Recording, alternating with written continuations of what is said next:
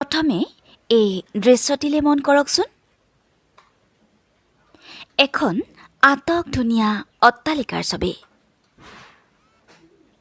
ছবিখন চালে চাই থাকিবলৈ মন যায়, কিয়নো এই ছবিখনেই হৈছে দাৰুল উলুম দেওবন্দ মাদ্ৰাছাৰ দৰে একেই।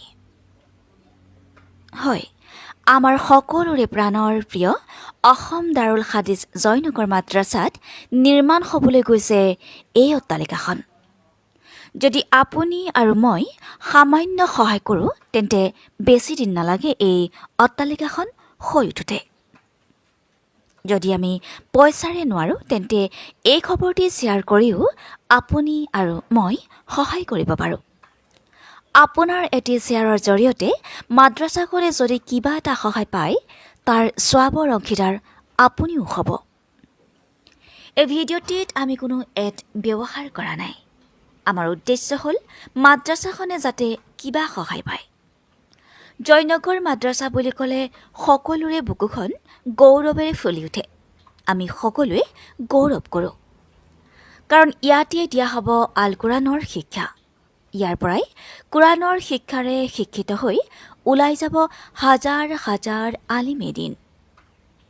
হয়তো আপুনি আৰু মই এই পৃথিৱীৰ পৰা গুচি যাম, কিন্তু থাকি যাব আপুনি আৰু মই দিয়া সৎকাৰ পইচা। কিয়ামতলৈকে আপুনি আৰু মই পাই থাকিম ইয়াৰ স্বাব। এই অট্টালিকাখন বনাওঁতে মুঠ খৰচ হ'ব প্ৰায় 8,27,00,000 টকা। এখন কোঠালিৰ খৰচ হ'ব প্ৰায় 10,12,000 টকা। এফুট বনাওঁতে খৰচ হ'ব 1,760 টকা। সকলোতকৈ ভাল লগা কথাটো হ'ল, যদি আপুনি আপোনাৰ পিতৃ মাতৃ অথবা আত্মীয়জনৰ নামত এখন কোঠালি দিব বিচাৰিছে, তেন্তে দিব পাৰিব। আপুনি দিয়া কোঠালিৰ সন্মুখত লিখা থাকিব আপোনাৰ পিতৃ মাতৃ অথবা আপুনি দিয়া নামটি। আৰু সেই নামটি দিনটোত শ শ আলিম তথা অলি আল্লাহসকলে উচ্চাৰণ কৰিব। হয়তো সেয়াই নাজাৰতৰ জৰিয়া হৈ পৰিব। যদি আপুনি সম্পূৰ্ণ এখন কোঠালি দিব নোৱাৰে, তেন্তে এফুটৰ পইচা দি হ'লেও অংশীদাৰ হ'ব পাৰিব।